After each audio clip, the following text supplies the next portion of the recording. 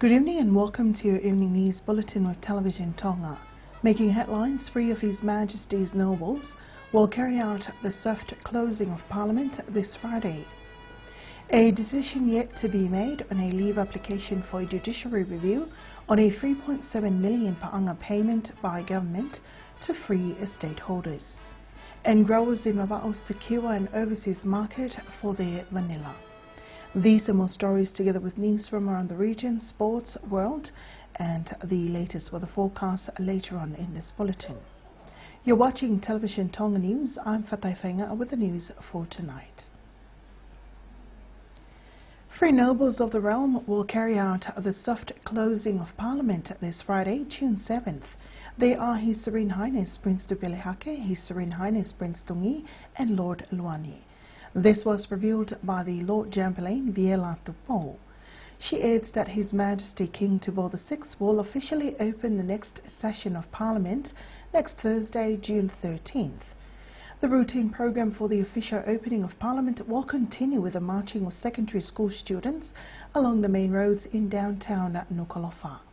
Meanwhile, the Clerk of Parliament, Gloria Poleo, says the soft closing of Parliament this Friday is done after its soft opening in March this year for a special session. The special session was held to discuss 5 bills that needed urgent attention. 4 of those bills were given the royal signature of His Majesty and are now laws, while further discussion and work for 1 bill has been delayed. The delayed bill will be discussed in the next session of the House, which is related to the vote of no confidence against the Prime Minister. The decision regarding a leave application for a judiciary review of a payment of 3.7 million paanga from the Tongan government to free estate holders is yet to be announced. This comes after a legal debate was made on the issue in chambers at the Supreme Court last week between the parties involved. The plaintiff, Tangatapu People's Representative Number 8, Sione Taione, submitted a request for a judiciary review regarding the payment the Tongan government made according to Cabinet Decision Number 205 in March 23, 2011. The payment was made to His Serene Highness Tupelehake, His Serene Highness Tungi and Lord Kalaniuvalu, who are the estate holders of the land which Lupepa'o Airport in Mava'o and Whaamotu International Airport is located. An estimated 3.7 million paanga was paid to lease the land for these airports. The plaintiff raised a concern from a talking chief Fotu who alleged the existing lease had been cancelled by the respondents in April 2012 according to the Cabinet Decision Number 362. The respondents are the Tongan government and cabinet members at the time. This decision was backdated to November 20th in 2011 regarding the increase in a cost to lease the land from 1,034 paanga per annum to 10,440 paanga per annum. According to Taione, this is a new lease and not an extension of the existing lease. The Solicitor General, Miniasi Kefu, who is the legal representative for the respondent, submitted his defence saying that the plaintiff's application should be dismissed for abuse of process because the subject matter of the legal action is predominantly made under the Land Act.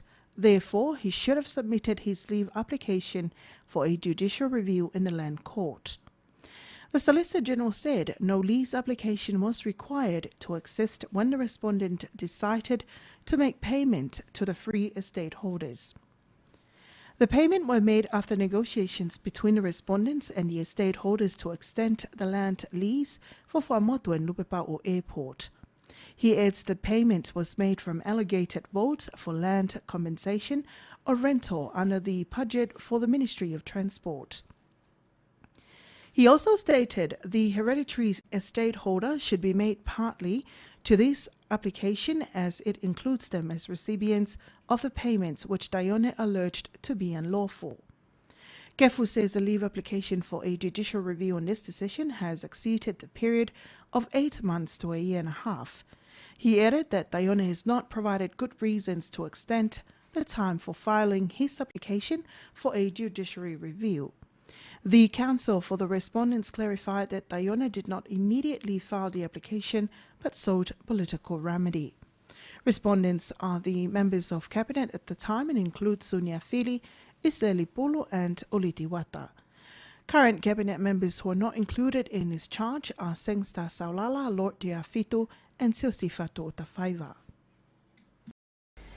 The members of the Parliament and the Speaker of the House are taking a closer look at their roles and duties in Parliament, especially their roles in drafting bills and approving laws for the country. These were being discussed in a two-day training for local parliamentarians and the Speaker of the House, Lord Fafanua. Emma Jane Mayer reports. In the first day of the two-day training for parliamentarians, focus was made on the roles of the Speaker and members in the Westminster system of Parliament, which is similar to that in the Tongan Parliament. Other issues on the agenda include challenges faced by parliamentarians and the role they carry out. Also, the role of the Attorney General, lawyers, and legal advisers in assisting Parliament in drafting bills and approving laws in the House. The training also looks at bills submitted from the Attorney General Office to Parliament for approval this year. In the second day of the training, the parliamentarians would discuss the roles of the Parliamentary Committee and parliamentary privileges. The training is led by the Clerk of South Australia's Parliament, Malcolm Lehman, and Dr. Coral Stanley. Guest speakers during the sessions includes Tonga's Attorney General Neil Adsit, the Clerk of Parliament Gloria Boleo, and members of the Remuneration Authority Caleb Makakaufaki and Lita Kami. The training ends on Thursday before the soft closing of Parliament on Friday. Emma Vea for Television Tonga News. The submarine cable will arrive in the Kingdom next Tuesday. This will help speed up the use of internet in Tonga. Pierre Ollier with more on that story.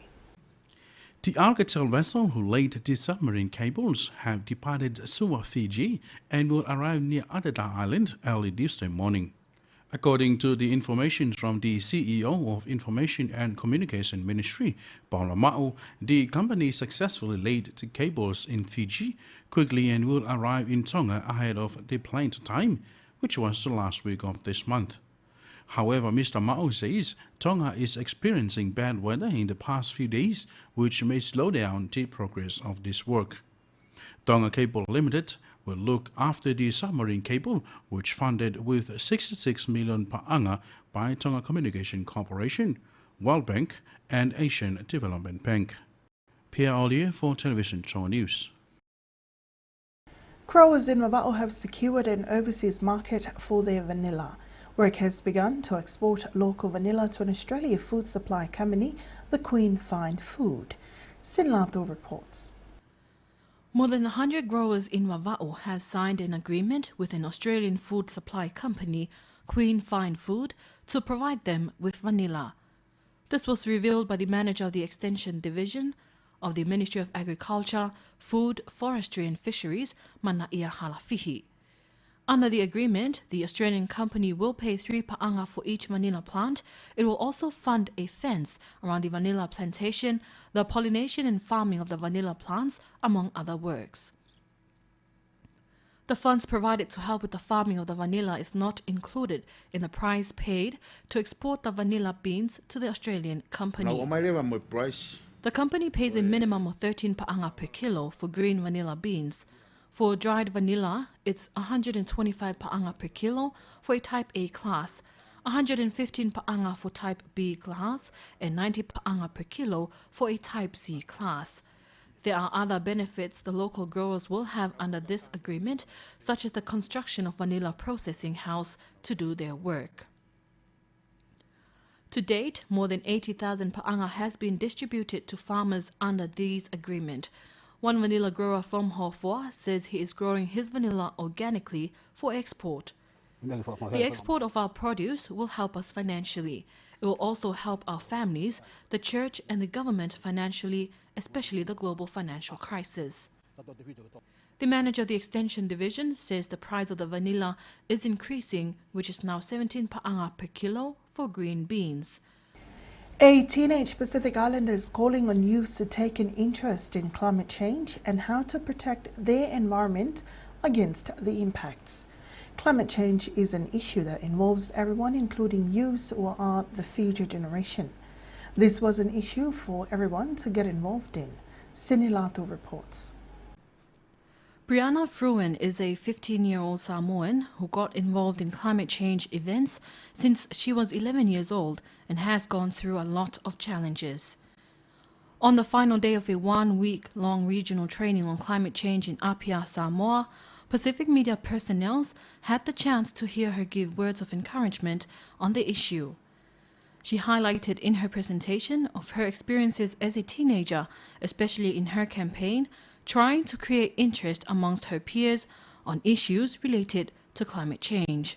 As a high school student, I find it very hard to get through to people my own age. It is definitely an uphill battle trying to create youth interest in climate change. But I use methods such as social networking and simplifying to interest people my age. I use sites like Facebook, Twitter, and Instagram to connect with my generation, because this is now the international language of youth. So to approach everyone and keep them interested, I keep it fast and simple. She pointed out during her presentation that media is one of the sectors that plays a vital role in informing and breaking down the scientific terms for common people to understand. You have the responsibility to write, report, and influence your average person who is not in the front line of climate change. That is one of the hardest jobs, to change the way people think in just a couple of paragraphs. And for that, I applaud all media here. It takes a lot of talent and determination and hard work to work in media. So if you have spare time, there are always students around who want to be reporters and writers and could use inspiration. Brianna encouraged her peers in the region to do something. Start with yourself and see how many more you can influence. For Television Tonga News, I'm Sinlato. And that's the local scene, but Pacific News is up next.